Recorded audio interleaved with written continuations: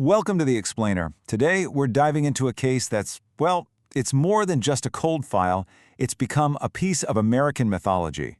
This is a story about Hollywood dreams, unspeakable violence, and a killer who just vanished, leaving behind this chilling legacy that has captivated and terrified people for over 75 years. And this isn't just any cold case. You see, it's the story that really came to symbolize the dark side of Hollywood glamour, a really brutal reality check for the City of Dreams. So let's go back to where it all started. Okay, picture this. It's January 15th, 1947, in the Leimert Park neighborhood of Los Angeles.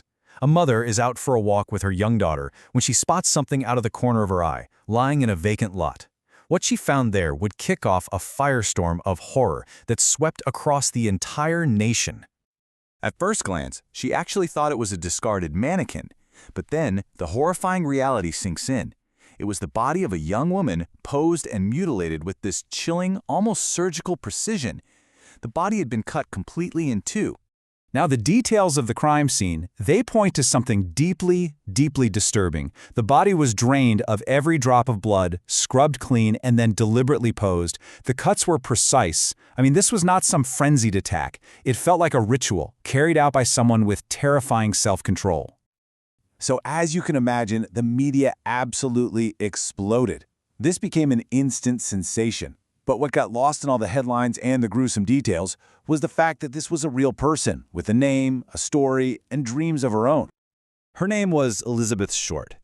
And honestly, her story was a pretty familiar one in Hollywood back then.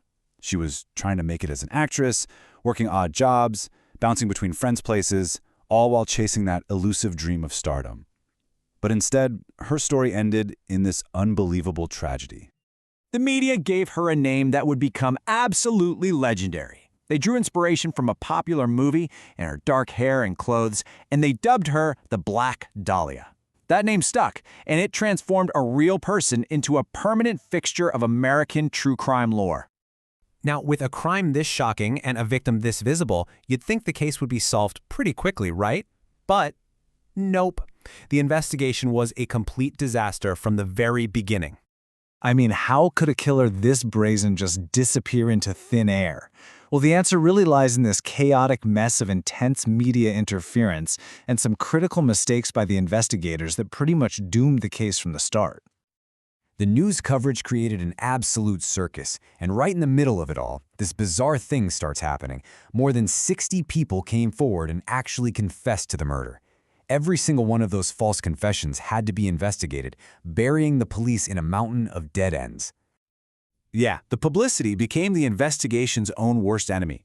Reporters swarmed the crime scene, contaminating it. Crucial evidence was lost. Different police departments weren't even talking to each other. The whole case was just collapsing under the weight of its own fame. But even with all that chaos, investigators did have some suspects. It felt like they were hunting for a ghost, but a couple of names kept floating to the surface. That clean bisection of the body, a procedure known as a hemicorporectomy, was a huge clue. It suggested the killer wasn't just violent, they had to have some specific medical or surgical knowledge. And that really narrowed the focus to a very particular kind of person. So, two men really rose to the top of that list. First, there was Dr. George Hodel, a prominent physician with the right skills and a pretty dark private life. He was later accused by his own son. Then there was Leslie Dillon, a bellhop who just seemed to know way too much about the crime. Both were really compelling suspects, but in the end, neither could be definitively tied to the murder.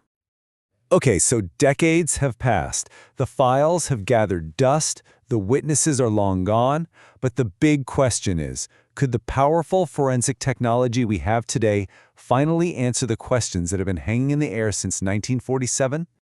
The biggest problem, unfortunately, is just time. Any potential evidence from back then is now over 75 years old. It's degraded, and crucially, it's been handled by countless people over the years. That level of contamination makes your standard DNA testing pretty much impossible. But there is one modern technique that offers a little glimmer of hope. It's called genetic genealogy. It's the same method they used to catch the Golden State Killer. So if investigators could find just one tiny, uncontaminated DNA sample, say from the back of a stamp on a letter the killer sent, they could potentially build a family tree that leads them right to the killer. It's a long shot, but it's possible. Despite all these advances, the case remains officially unsolved. The files are cold, and the truth is buried under decades of myths, lies, and flawed police work. It leaves us with this haunting question that, honestly, may never be answered, cementing Elizabeth Short's story not as a mystery solved, but as Hollywood's darkest and most enduring enigma.